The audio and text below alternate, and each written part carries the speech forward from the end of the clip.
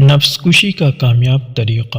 حضرت سیدنا ابو القاسم انباری رحمۃ اللہ علیہ فرماتے ہیں، مجھے ایک شخص نے بتایا کہ میں ایک دن صبح حضرت سیدنا بشر بن حارث رحمۃ اللہ علیہ سے ملاقات کے لیے حاضر ہوا۔ جیسے ہی میں دروازے کے قریب پہنچا تو اندر سے کسی کی درد بھری آواز سنائی دی۔ میں دروازہ کٹکھٹانے سے باز رہا اور کان لگا کر گھر سے آنے والی درد بھری آواز سننے لگا۔ حضرت سیدنا بشر بن حارث رحمۃ اللہ علیہ کے سامنے ایک خربوزہ رکھا ہوا تھا اور آپ رحمۃ اللہ علیہ شدید خواہش کے باوجود اس کو نہیں کھا رہے تھے، بلکہ اپنے نفس کو ملامت کرتے ہوئے کہہ رہے تھے، اے نفس تیرا ناس ہو، کیا تو اسے کھانا چاہتا ہے؟ تجھے اس کی طرف رغبت کیوں ہوئی؟ اسی طرح بار بار اپنے نفس کو ملامت کر رہے تھے۔ جب میں نے دیکھا کہ معاملہ طول پکڑ گیا ہے اور دن بلند ہو رہا ہے تو مجھ سے نہ رہا گیا اور میں نے دروازے پر دستک دے ہی دی۔ آواز آئی، کون؟ میں نے اپنا نام بتایا۔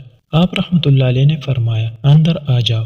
میں اندر داخل ہوا اور آپ رحمۃ اللہ علیہ کے پاس بیٹھ گیا اور میں نے عرض کی، اے ابو نصر بشر بن حارث رحمۃ اللہ علیہ، آپ اپنے نفس پر اتنی سختی کیوں کر رہے ہیں؟ اسے حلال چیز کے کھانے سے کیوں روک رہے ہیں؟ کیا اللہ رب العزت جل جلالہ نے بندوں کو رخصت اور رعایت عطا نہ فرمائی؟ کیا یہ چیزیں ہمارے لیے حلال نہیں ہیں؟ پھر آپ رحمۃ اللہ علیہ اپنے اوپر اتنی سختی کیوں کر رہے ہیں؟ حضرت سیدنا بشر بن حارث رحمۃ اللہ علیہ فرمانے لگے، اے میرے بھائی، میں نے کافی عرصہ سے اپنے نفس کو صبر کا عادی بنا رکھا ہے۔ جب کبھی یہ کسی چیز کی خواہش کرتا ہے تو میں اسے صبر کی تلقین کرتا ہوں اور یہ صبر کرنے پر آمادہ ہو جاتا ہے۔ اگر اس کو ڈھیل دی جائے تو یہ مزید خواہشات کا متمنی ہوتا ہے۔ پھر آپ رحمۃ اللہ علیہ نے ایک شعر پڑھا جس کا مفہوم یہ ہے، نفس کے لیے یہی بہتر ہے کہ انسان اسے خواہشات سے روکے رکھے۔ اگر اسے اس کی دل پسند چیز کھلاؤ گے تو وہ مزید طلب کرے گا اور اسے ہر طرح حاصل کرنے کی کوشش کرے گا۔ پھر آپ رحمۃ اللہ علیہ نے وہ خربوزہ پھینک دیا اور کہا،